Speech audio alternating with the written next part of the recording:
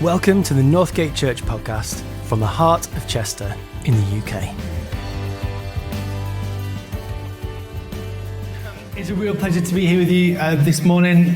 Thanks, Joe, for that introduction. A few introductions first for those of you who don't know me. So my name's Andy Clark. I'm here on staff. Hey, buddy.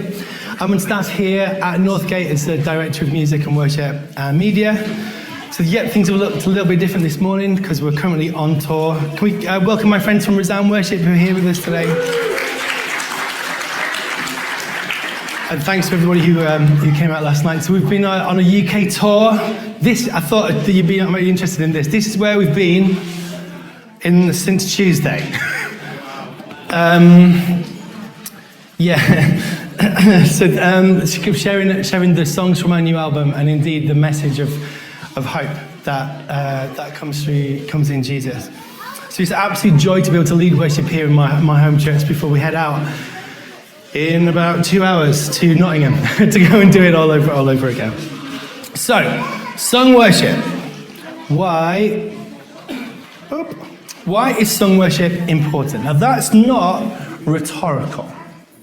Give someone a shout out. Why? I'm going to have 2 or 3 suggestions from the floor, please. Why is sung worship important?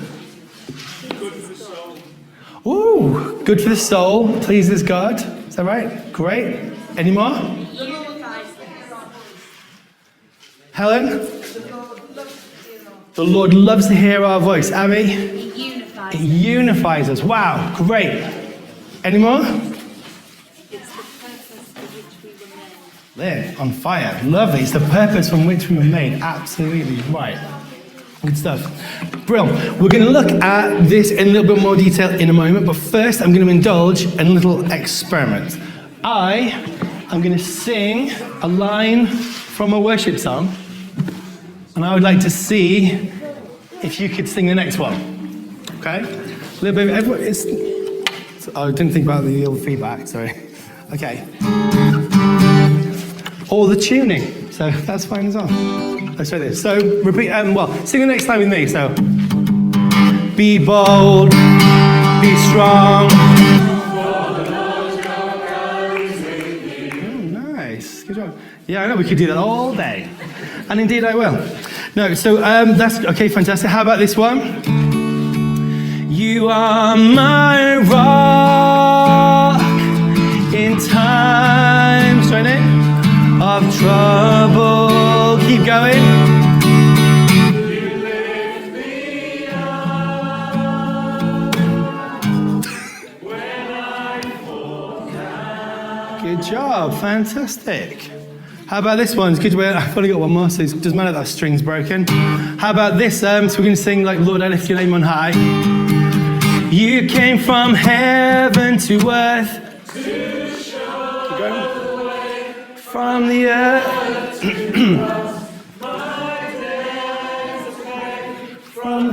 go on, guy. From the grave to the sky, Lord, I lift your name on high.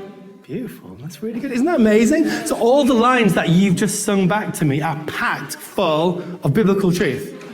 And those biblical truths have stayed with you because they're in song, okay? Human beings, we love melody. It's how we remember things. We remember things in song format way more than anything that's written down. Think about, do you ever have to reference the alphabet? For me, I have to go A, B, C, D, E, F, G, H, and kind of count it through that way. That's why what we sing in church is so important. Now, I deliberately chose those 3 examples because they're songs that I sang when I was a kid. And I can still remember them today. I'm certainly not making a point about the lack of potential theological richness in some songs that do the rounds today, present company accepted. But just to make myself a little vulnerable for a moment, try this one. You are the Alpha and the Omega. Keep going.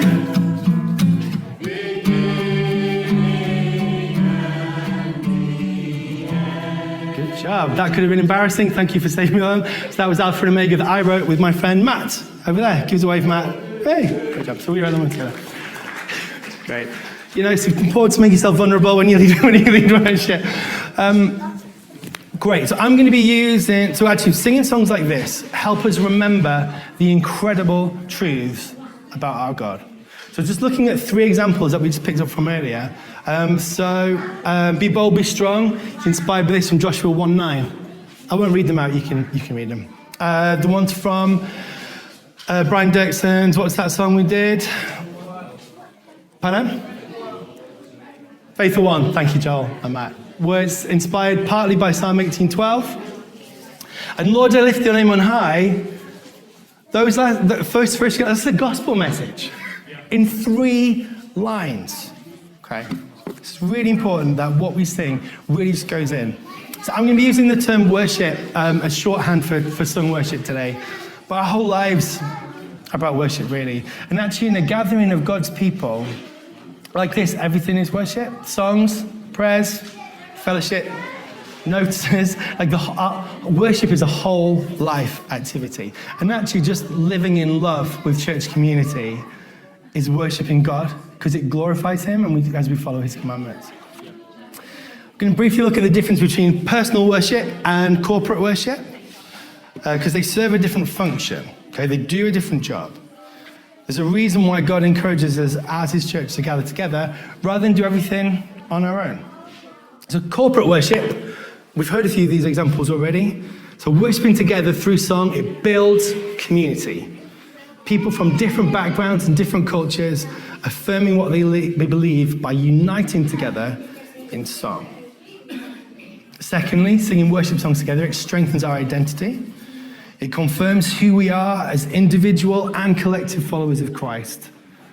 That actually isn't just restricted to Christians, by the way. Go to a sports stadium. Yeah. They're singing, You'll Never Walk Alone in Anfield. Thanks, there we go. I know the audience. That's absolutely, yeah. Thirdly, it's encouraging to be around people singing together, singing one collective song. We lift each other up. And sometimes we actually sing for one another, and more about that later, and indeed a bit about that last night. Fourthly, it's a biblical directive. We sang a song written by Joel that was based on this psalm. It tells us to worship together. And personal sung worship is also important. Personal sung worship is where you might be at home, you might be in the car, you might be maybe singing along to some worship music, you might just be singing out in your heart or playing an instrument. Personal sung worship strengthens our own personal relationship with God. So that's an outpouring of dedication that we are taking our own individual responsibility for. The most famous example is probably known as the Magnificat, so Mary's Song of Praise in Luke 1:46. Pardon? Oh, thanks, Sheila. Appreciate it. Thumbs are quite tired after several down nights on top. Well, actually, I'm going to skip to the next one. So we're just going to spend the last few minutes of this short talk just talking about a subject very close to my heart, which is about the actual songs that we sing here in church. Because as we've already talked about, the things we sing about, they shape our perception of God. You are what you eat, our song diet. So theologian Gordon D. Fee, which is excellent, satisfying to say, he said this: "Show me a church of songs and I will show you their theology. What you sing can define your faith. It can define our community, and it can define our culture as a church. And if it defines our culture, we need to be really intentional about the songs that we sing together. The most helpful metaphor I found in describing this, and folks from my worship team will recognize this, is this, okay? Food groups. You may have recognized this image or the concept of food groups, okay? So imagine that certain types of songs are like your food group types. So you've got your dairy, you've got your protein, your carbohydrates, your sugar. And you've also got types of songs. You've got praise, adoration, communion, gathering songs, ministry songs, lament songs, sending out songs. There's loads. Now, we've all got our favorite food groups. We've all got ones we wish we didn't have to eat. We may even have some that we can't stomach. However, for the whole body to remain healthy, it's important that every topic is consumed. That's part of a healthy diet. If we don't get a balanced diet of different food groups, our physical body will suffer. And if we don't give our church body a balanced diet of different types of worship songs, they'll suffer too. For example, how can we set up our people for times of grief and loss when all we sing about is praise and adoration? How do we get a fuller understanding and appreciate the wonder of Jesus' sacrifice if all we sing about is the resurrection? Just an example here, I remember the Manchester bombings in 2017. And I was leading worship that Sunday morning. I remember coming here and thinking, I feel woefully under-equipped. How on earth do we respond in song to this? And we got through it, but there was a real, as someone who kind of chooses the songs that we sing on Sunday, that really affected me actually. But then I was thinking about this. Do you know who wasn't under-equipped for times of tragedy? Those who use the Psalms as their songbook. They knew how to worship in times of struggle. Those of you who were here last night would have heard Joel explain so beautifully how songs of lament aren't just actually sitting around being sad, for example. Part of corporate worship is actually about looking out for each other. So Joel shared a reflection based on 1 Corinthians 12, which is the one body but many parts. If you think about your own body, if you hurt your foot can't cry out. It needs the mouth to cry. It needs to scream. It needs the eyes to cry. The foot has the pain, but it's unable to let out any of this, so the mouth and the eye does it. It's like that with our people in our congregation. Sometimes we sing for the benefit of others in our church body.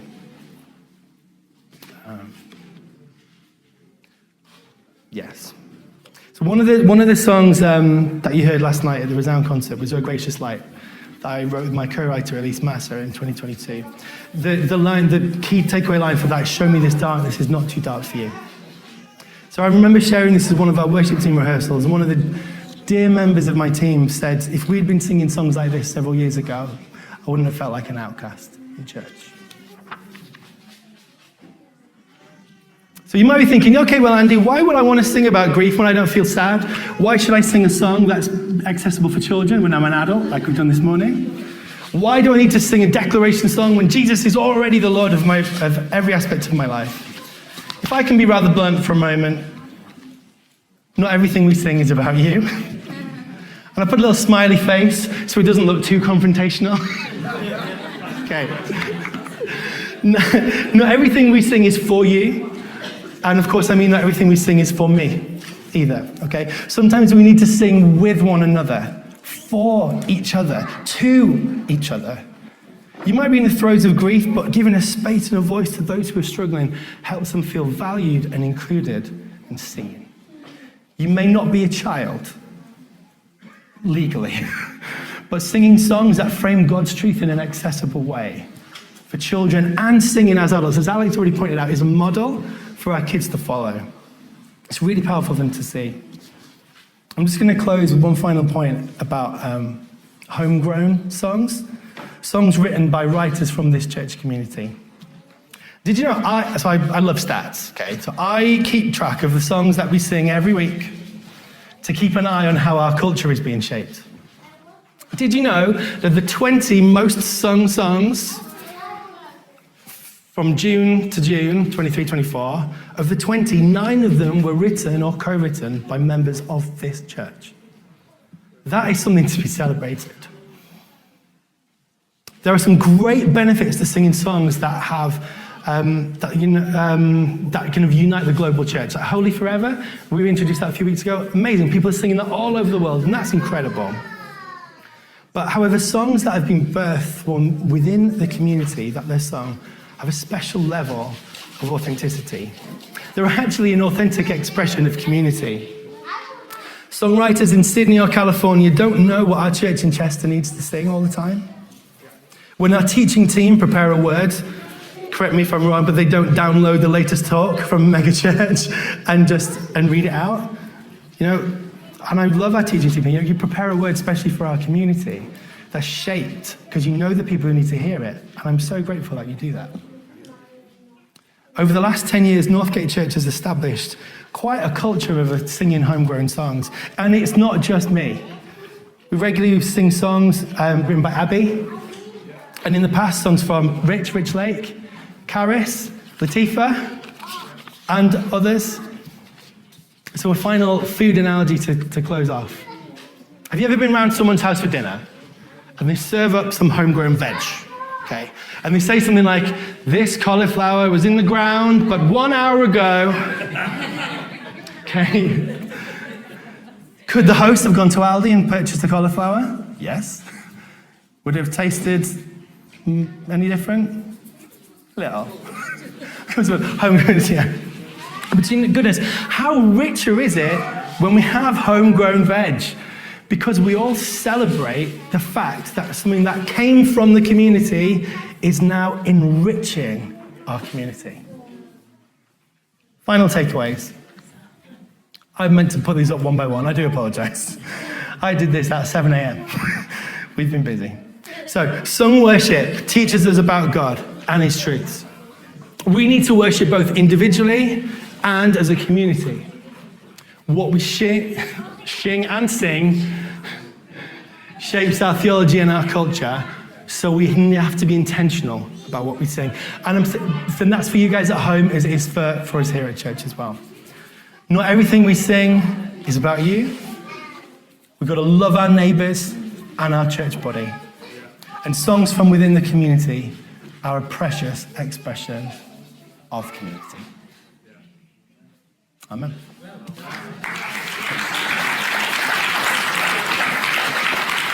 Looking forward to seeing what these guys have been making. Thanks for listening to the Northgate Church podcast. Find out more at northgate.org.uk or find us on social media by searching Northgate Church Chester.